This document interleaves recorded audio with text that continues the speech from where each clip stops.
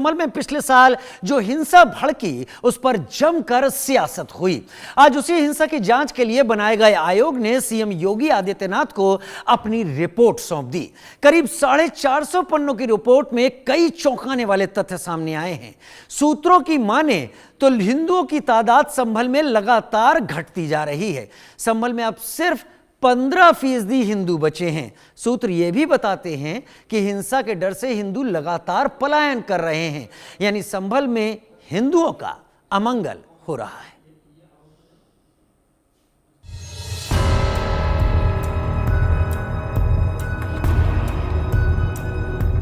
नवंबर 2024 उत्तर प्रदेश का संभल जिला अचानक संभल हिंसा की आग में जल उठा। शाही जामा मस्जिद में कोर्ट के आदेश पर एएसआई की टीम सर्वे के लिए पहुंची थी। इसी दौरान मुस्लिम समुदाय की ओर से एएसआई की टीम पर हमला बोला गया। भारी भीड़ ने पत्थरबाजी के साथ गोलीबारी भी की। हिंसा में कुल 4 लोगों की मौत हुई। मारे गए लोगों के परिवार ने पुलिस पर गोलीबारी का आरोप लगाया, लेकिन पुलिस ने इन आरोपों को खारिज करते हुए कहा कि हिंसक भीड़ पर पुलिस ने सिर्फ पेलेट गन, आंसू गैस और नॉन लीथल वेपन का इस्तेमाल किया। अब संभल हिंसा की पूरी रिपोर्ट आ गई है। सूत्रों के मुताबिक रिपोर्ट में हिंसा क्यों हुई और कैसे हुई इसका पूरा ब्यौरा है। संभल हिंसा की जांच के लिए 3 सदस्यों की समिति बनाई गई थी। 3 सदस्यीय समिति ने संभल हिंसा की रिपोर्ट पेश की। मुख्यमंत्री योगी को 450 पन्नों की गोपनीय जांच रिपोर्ट सौंपी। रिपोर्ट में 24 नवंबर 2024 की हिंसा का जिक्र, संभल में कब कब दंगे हुए इसका भी जिक्र। जी हाँ, आज सौंपी गई है रिपोर्ट। ये नवंबर के एंड में गठन हुआ था। आज मुख्यमंत्री जी को सुबह 10 बजे कमीशन ने अपनी रिपोर्ट सौंपी है। अधिकारी हैं, पब्लिक के लोग हैं, बहुत से जितने भी मुलजिम बंद थे मुरादाबाद जेल में, उनके बयान लिए गए वीडियो कॉन्फ्रेंसिंग से। जिसके बयान हैं हुए हैं सब उसमें दर्ज है। पूरा रिपोर्ट में पूरा एक उसको संकलित किया गया है। इस सब के बारे में मैं कुछ नहीं कहना चाहूंगा। रिपोर्ट गोपनीय है और मुख्यमंत्री जी को सौंप दी गई है। संभल हिंसा की जांच के लिए 29 नवंबर 2024 को न्यायिक आयोग का गठन किया गया था। आयोग ने गुरुवार को मुख्यमंत्री योगी से मुलाकात कर गोपनीय रिपोर्ट सौंपी है। सूत्रों के मुताबिक आयोग की रिपोर्ट में कई बातों का उल्लेख किया गया है। जानकारी के मुताबिक रिपोर्ट में संभल में लगातार घटती हिंदू आबादी का भी जिक्र किया गया है। रिपोर्ट में संभल में बार बार दंगों से हिंदुओं का पलायन, संभल नगर निगम क्षेत्र से कम होती गई हिंदू आबादी, अब वहां 15% ही हिंदू आबादी बची। 1947 में संभल में 45% थी हिंदू आबादी। पिछले 78 सालों में 30% हिंदू आबादी घटी। संभल की रिपोर्ट जो सूत्रों के हवाले से आई है, उसे लेकर सियासत तेज हो गई है। बीजेपी को लगता है कि आजादी के बाद से यही हालात हैं। संभल के स्थानीय लोगों से मेरी बात हुई है। आज़ादी के समय वहाँ लगभग 45% हिंदू थे और स्थानीय हिंसा की वजह से, लड़ाई झगड़े की वजह से वहाँ 1 दर्जन से अधिक बार दंगे फसाद हुए हैं। इस बार बड़ी हिंसा हुई है, तो लोग धीरे धीरे पलायन करते गए और तुष्टीकरण की राजनीति के तहत तत्कालीन सरकारों ने, चाहे कांग्रेस से चाहे समाजवादी पार्टी ने, कभी भी इस बात की चिंता नहीं की, कानून का पालन नहीं कराया। रिपोर्ट मिलने के बाद हम कानून का पालन कराएंगे। हर स्थिति में जो भी दोषी होगा उसके खिलाफ कड़ी कार्रवाई होगी। जो स्थानीय सांसद हैं और जो इंतजामिया कमेटी मस्जिद की है, उन लोगों ने ऐलान करके लोगों को हिंसा के लिए उकसाया। पूरी रिपोर्ट में जो उल्लेख है उस पर आगे शासन कार्रवाई करेगा। हर स्थिति में हम संभल में कानून व्यवस्था को मेंटेन करेंगे। लेकिन इस मसले पर समाजवादी पार्टी का नजरिया बीजेपी से बिल्कुल अलग है। एसपी इस पूरे रिपोर्ट को राजनीति के चश्मे से देख रही है। देखने को मिल रहा है, जब भी कोई बहुत ही विशेष मुद्दा होता है तो उस मुद्दे से भटकाने के लिए भारतीय जनता पार्टी के लोग या उनका गुट कोई ना कोई इस तरह के प्रकरण करता है जो लोगों के बीच में भ्रम फैला सके और सही मुद्दों से ध्यान भटका सके। फिलहाल रिपोर्ट को लेकर जो कयासों के बाजार गर्म हैं और सूत्रों के हवाले से जो दावे किए जा रहे हैं, उसे लेकर यूपी का सियासी तापमान फिर से गरमाया हुआ है। डेमोग्राफी का मुद्दा छाया हुआ है। Bureau report, India news.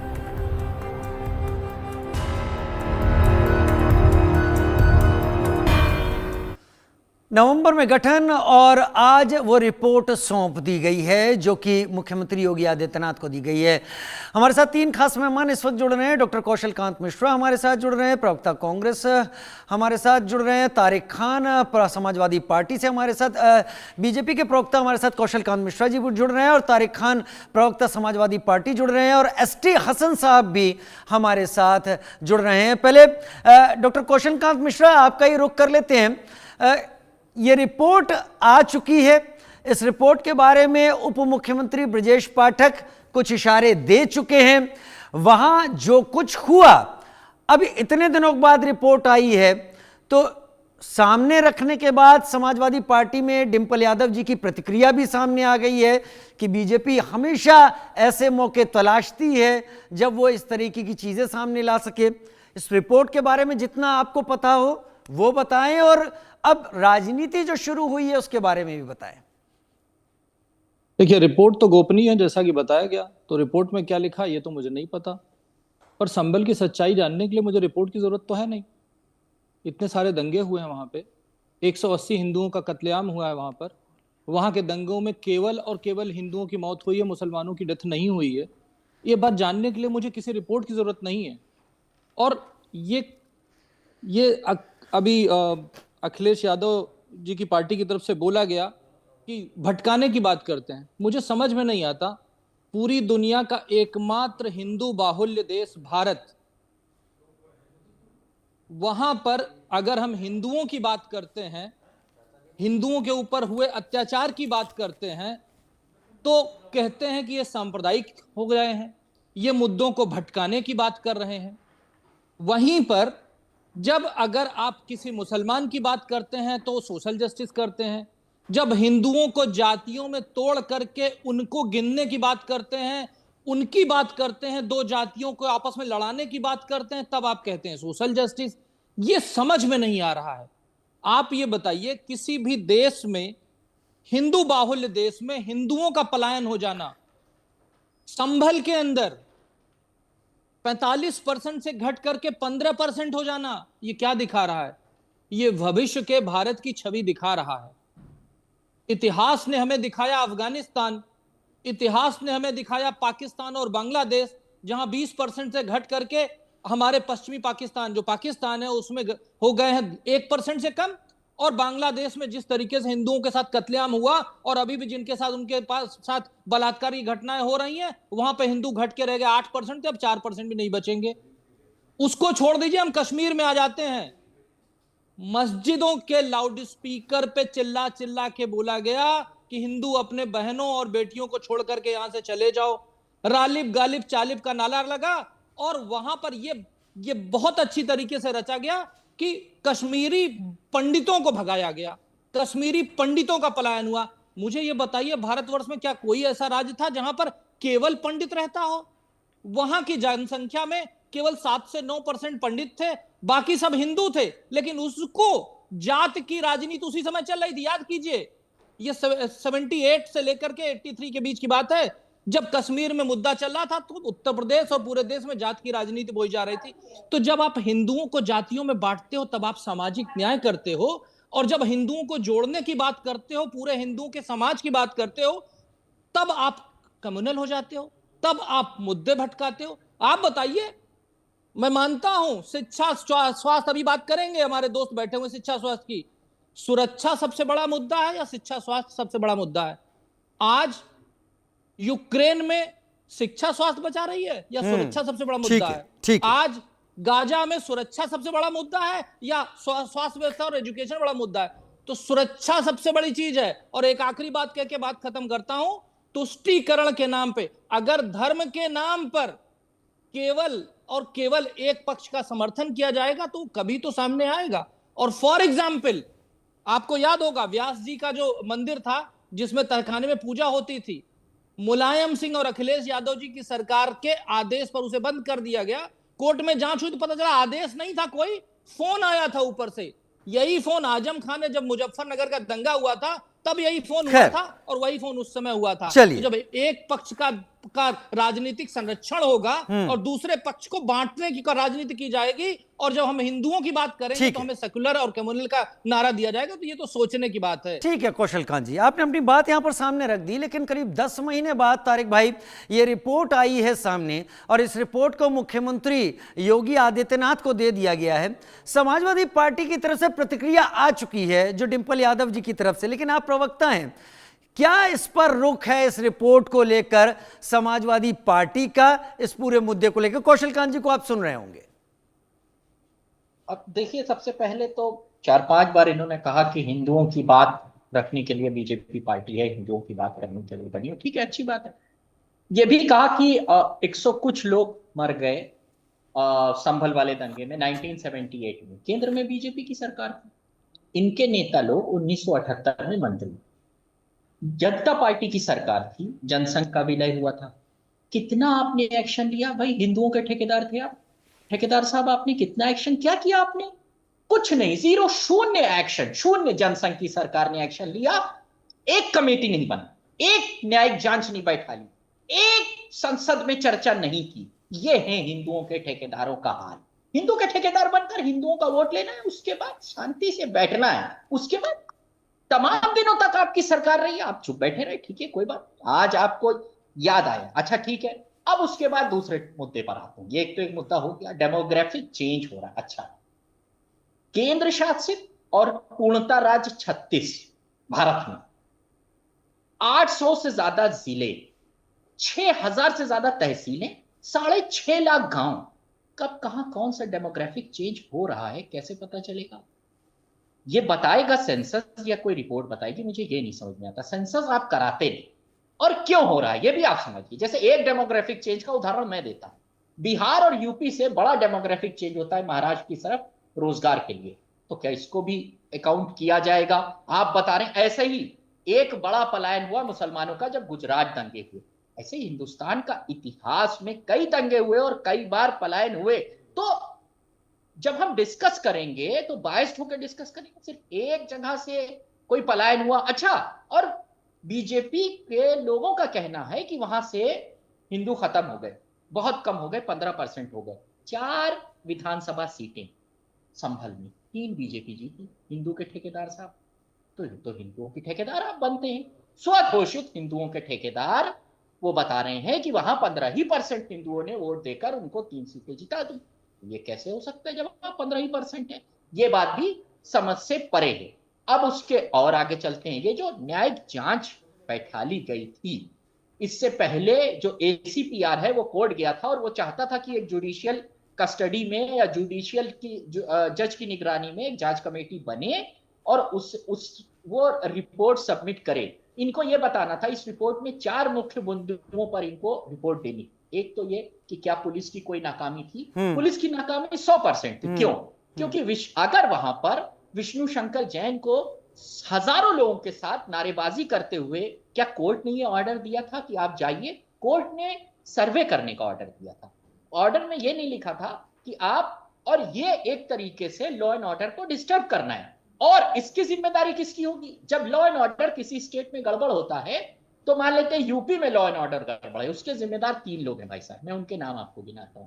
पहला औरंगजेब, दूसरा नेहरू, और तीसरा किसी और स्टेट के मुख्यमंत्री। जैसे उदाहरण के रूप में बंगाल को ले लेते हैं। यूपी में अगर लॉ एंड ऑर्डर डिस्टर्ब होता है संभल में, तो उसके जिम्मेदार 3 लोग हैं, औरंगजेब, नेहरू और किसी और स्टेट का चीफ मिनिस्टर। यहां के चीफ मिनिस्टर की कोई रिस्पॉन्सिबिलिटी नहीं है। उनकी रिस्पॉन्सिबिलिटी है हरियाणा जाना, प्रचार करना कि बटोगे तो कटोगे, ठेकेदारी अपनी बताना कि हम हिंदुओं के ठेकेदार हैं। जबकि यही ठेकेदार की पार्टी 78 पे मुंह पे बैन लगाकर बैठी हुई थी, मुंह से इनके एक लफ्ज नहीं निकला, लोकसभा में चर्चा नहीं हुई, आप सत्ता में थे और 150 से ज्यादा हिंदुओं के ठेकेदार जो बनते हैं उनका कत्लेआम हुआ था। और आज अगर यह स्थिति है कि पलायन हो रहा है, आप सत्ता में हैं, आप अपने 10 स्टेप बताइए मुझको कि आपने हिंदुओं के ठेकेदार होने के नाते क्या स्टेप उठाए। आप ठेकेदार इसलिए बनते हैं ताकि आप वोटों की फसल काट सकें। उस वोटों की फसल काटने के लिए आप अपने आप को स्वघोषित ठेकेदार बना देते हैं। जबकि उत्तर प्रदेश में मात्र 14%, खत्म कर रहा हूं 2 सेकंड और, मुश्किल से 5 सेकंड। उत्तर प्रदेश में 14% मुसलमान होने के बाद समाजवादी पार्टी को 37 सीटें मिलती हैं। कहां से आई? मैं बताता हूं कहां से आई होंगी। औरंगजेब की कब्र खोद के हम लोगों ने सीटें निकाली, नेहरू साहब के गए अवशेष में से हम लोगों ने सीटें निकाली। हिंदुओं ने तो हमें वोट नहीं दिया। या हम बंगाल से सीटें घसीट के जबरदस्ती ले आए यूपी में, ऐसे आएंगे क्योंकि ठेकेदार तो यही 14% मुसलमान और सबको वोट मिलता है। कोई अपने आप को स्वघोषित ठेकेदार अपने मुंह से कह सकता है, ठीक। मगर ये जनता है आंख कान खोल कर सब कुछ देखती है। सभी समझते हैं, सभी देखते हैं, सारी चीजें देखते हैं। आप दोनों के बयानों में एक डेमोग्राफी का बहुत जिक्र हुआ है, आपने भी बोला है, कौशल जी ने भी बोला है।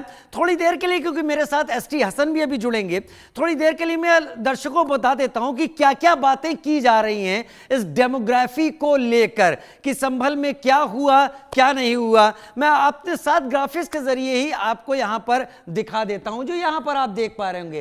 3 सदस्यीय समिति ने संभल हिंसा की रिपोर्ट पेश की है। सीएम योगी को करीब 450 पन्नों की ये जांच रिपोर्ट है जो पेश की गई है संभल हिंसा को लेकर, जो आप यहां ठीक यहां देख पा रहे होंगे। 24 नवंबर 2024 की हिंसा का इसमें जिक्र किया गया है। अलग अलग जगह से इस पे चीजें निकल रही हैं। संभल में कब कब दंगे हुए, इस रिपोर्ट में यह भी बताया गया है। इस 3 सदस्यीय समिति ने इस हिंसा की जो रिपोर्ट है वो यहाँ पर पेश कर दी है। 450 पन्नों की रिपोर्ट में कई सारी यहाँ पर बातें हैं जो कि निकल कर यहाँ पर सामने आ रही हैं। मेरे साथ एसटी हसन साहब इस वक्त जुड़ रहे हैं, समाजवादी पार्टी से हैं। एसटी हसन साहब, बहुत स्वागत है आपका इंडिया न्यूज़ में हमारे साथ जुड़ने के लिए। संभल को लेकर जो रिपोर्ट आई है, आपका क्या कहना है सर?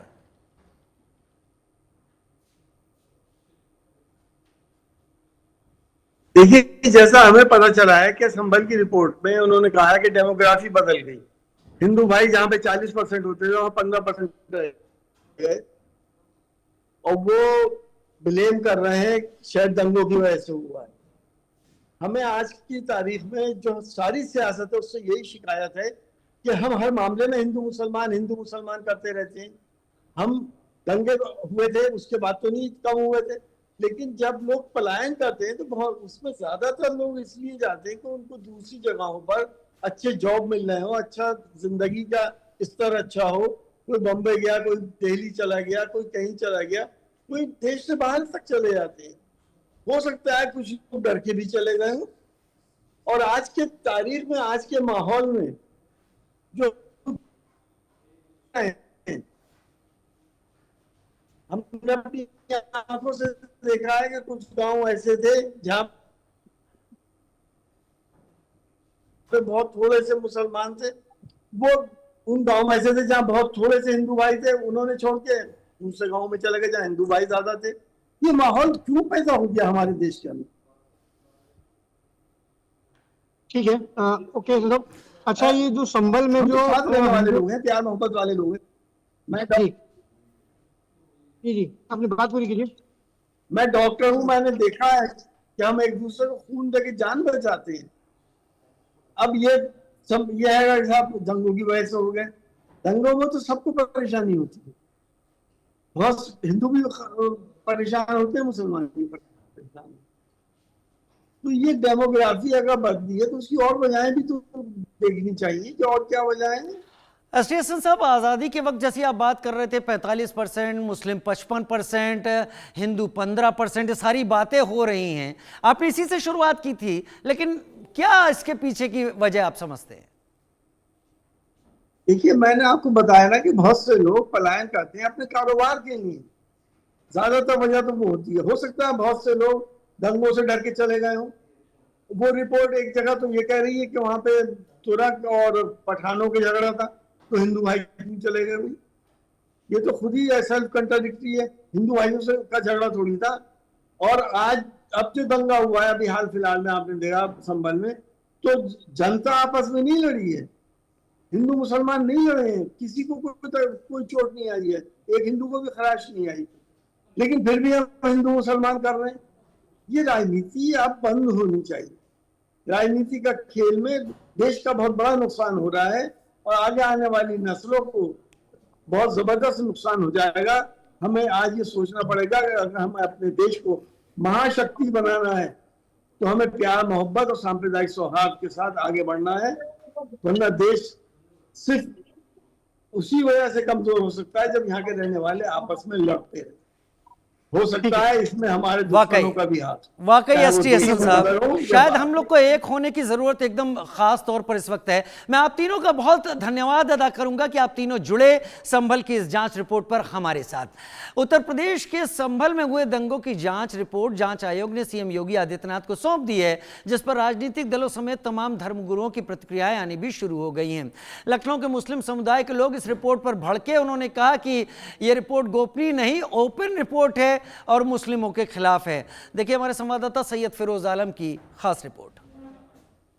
संभल हिंसा की रिपोर्ट मुख्यमंत्री योगी आदित्यनाथ को सौंप दी गई है। बताया जा रहा है 450 पन्नों की इस रिपोर्ट में तमाम तर्क दिए गए हैं, जिसमें मंदिर होने का भी जिक्र किया गया है, हिंदुओं की आबादी कम होने का भी जिक्र किया गया है। इन सब चीजों को लेकर के हम मुस्लिम समाज के बीच में हैं, उन लोगों से बात करेंगे क्या कुछ मानना है उनका।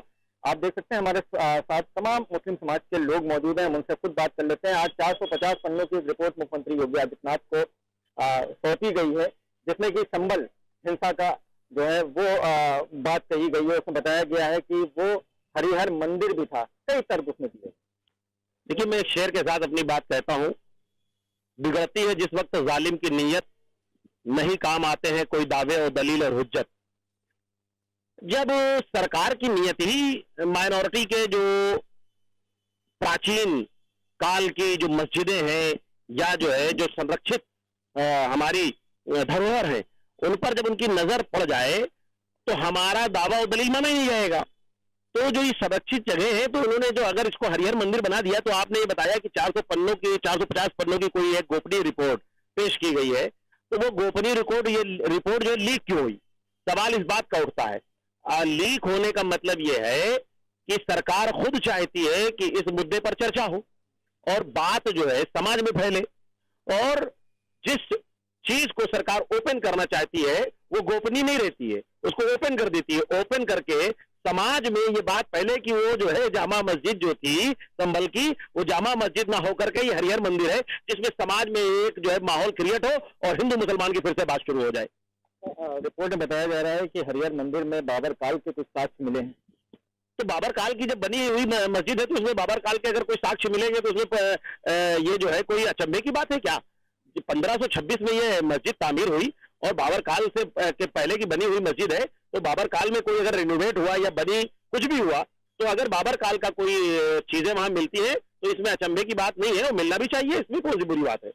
इस बात का भी जिक्र है कि हिंदुओं की संख्या भी वहां पर तेजी से घट रही है। 45% हिंदू था, जो कि अब धीरे धीरे जो है वो पलायन कर रहा है और हिंसा में काफी बड़ी संख्या में हिंदुओं को मारा भी गया। देखिए, ये प्री प्लान सुनियोजित एक रिपोर्ट पेश कर दी गई है। सरकार की जो मंशा है, शासन वही रिपोर्ट भेज देता है। आपने एक आयोग गठित किया, आयोग में आपके लोग थे, आपने जो बता दिया वो आपको रिपोर्ट पेश कर दी गई। आप ये बताइए, जो वहां 20 से 25% या 15% जो आप बता रहे हैं हिंदू रहते हैं, वहां के हिंदुओं से जब भी सवाल हुआ, उन्होंने कहा कि जो हिंदू एक दूसरे के साथ मोहब्बत में रहते हैं और जो किसी मानसिकता से ग्रस्त है, धार्मिक मानसिकता से ग्रस्त है या किसी धर्म से जो है द्वेष रखते हैं, तो वो व्यक्ति खाली आपसे बताएंगे कि यहाँ लोगों ने पलायन किया है। संभल में हमेशा मुसलमान ज्यादा था, आज भी मुसलमान ज्यादा है। ये जो रिपोर्टें आ रही है, इसे मैंने बताया ना, देश के अंदर एक नई चर्चा पैदा करने के लिए, क्योंकि देश में अब कोई चीज ज्यादा बची नहीं है। इधर जो है वोट चोरी पर बात हो रही है, इलेक्शन कमीशन पर जो है प्रहार हो रहा है, तो इस वजह से मुद्दे को किसी तरीके से डाइवर्ट किया जाए और फिर से हिंदू मुसलमान के पैटर्न पे देश को लाया जाए। और भी देखिए कुछ लोग हैं, उनसे भी बात कर लेते हैं। क्या नाम है? निजाम गाजी नाम है मेरा बच्चा। आज के हिसाब से रिपोर्ट जो है वो पेश की गई है मुख्यमंत्री योगी आदित्यनाथ को। इसमें बताया जा रहा है कि संभल की शाही जामा मस्जिद हरिहर मंदिर था। देखिए, सरकार इनकी है, ये किसी मस्जिद को मंदिर बता दे उसमें कोई रोक नहीं पाएगा। ये हमेशा मुद्दों से भटकाने वाला काम करते हैं और हिंदू मुस्लिम करने की हमेशा संभव प्रयास करते हैं। ठीक वहाँ पे हमारी मस्जिद जो है 500 साल पुरानी मस्जिद है। अगर उन्होंने बता दिया है कि उसको हरिहर मंदिर है, तो इन्होंने एक दंगा भड़काने वाला और एक जो है हिंदू मुस्लिम भाईचारे को खत्म करने वाला प्रयास किया है, जो गलत। ऐसे मुद्दे नहीं होने चाहिए, बस यही है मैम। संभल में बताया जा रहा है कि जांच कमेटी की टीम गई थी, पहले से मामला लीक हो गया, प्री प्लान उन लोगों पे हमला कर दिया गया, जिसमें काफी लोग मारे गए, हिंदू बड़ी संख्या में पड़े। ऐसा कहीं कुछ नहीं, ये इनका एक प्लान है, इन्होंने एक रिपोर्ट पेश की है, वो इनकी रिपोर्ट है। वो